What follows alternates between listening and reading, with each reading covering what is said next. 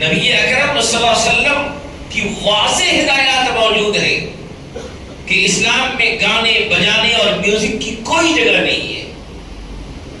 خود نبی اکرم صلی اللہ علیہ وسلم نے فرمایا کہ اللہ نے مجھے گانے بجانے اور میوزک کو دنیا سے مٹانے کے لیے بھیجا ہے۔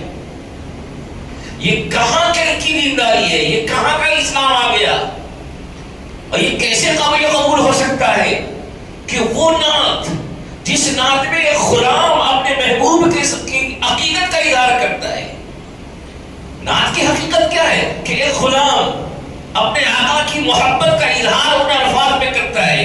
نبی اکرم صلی اللہ علیہ وسلم کی دربار میں سب سے اہم ترین جو چیز ہے کہ وہاں ادب ضروری ہے۔ ادنا درجے کی بے ادبی قابل قبول نہیں ہے، اعمال کو ضائع کرنے کا ذریعہ ہے، اعمال کو برباد کرنے والا عمل ہے۔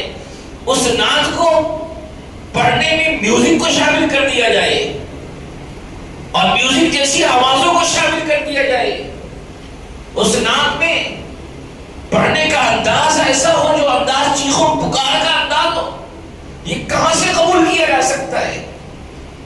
نعت پڑھنا بھی عبادت ہے، لیکن اس عبادت میں ادب ضروری ہے، شریعت کی تعلیم ضرور کی پیروی ضروری ہے، ورنہ اس میں کفریہ شرکیہ الفاظ شامل کر دیے جائیں، اس میں میوزک شامل کر دیا جائے، اس میں لایانی مضامین کو شامل کر دیا جائے، وہ آقا کیسے اسی نعتوں کو قبول کر سکتے ہیں جس نعت کے ذریعے اور جس نعت کے پڑھنے کے دوران آقا کی شریعت کا گلا دبایا جا رہا ہے؟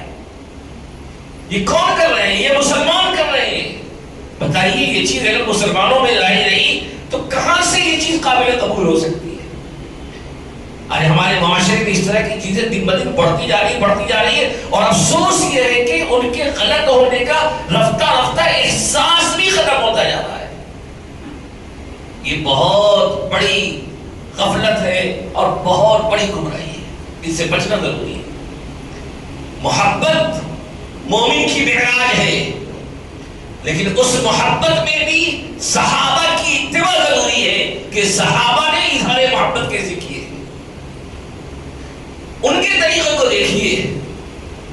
کہ ایک صحابی کہتے ہیں کہ اگر کوئی شخص مجھ سے پوچھے کہ نبی اکرم صلی اللہ علیہ وسلم کا چہرہ انور کیسا تھا تو میں نہیں بتا سکتا، کیونکہ پوری زندگی میں کبھی نظر بھر کے آپ کو دیکھ ہی نہیں سکا، کیونکہ اس قدر ادب غالب ہوا کرتا تھا۔ اور آج نعت پڑھ رہے ہیں، اس میں شور تماشے ہو رہے ہیں، یہ کہاں سے قابل قبول چیز ہو سکتی ہے؟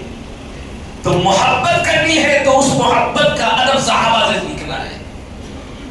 تو اللہ نے نور بھی عطا کر دیا، جس نور کے ذریعے ہم قرآن کریم کو سمجھیں گے، تو اب ہماری ذمہ داری بنتی ہے کہ ہم نبی اکرم صلی اللہ علیہ وسلم کی تعلیمات کی ان کی روشنی میں اللہ کی کتاب کو سمجھیں اور اپنے آپ کو اس کے مطابق ڈھالنے کی کوشش کریں۔ صحابہ اکرام کی زندگی کو دیکھیے،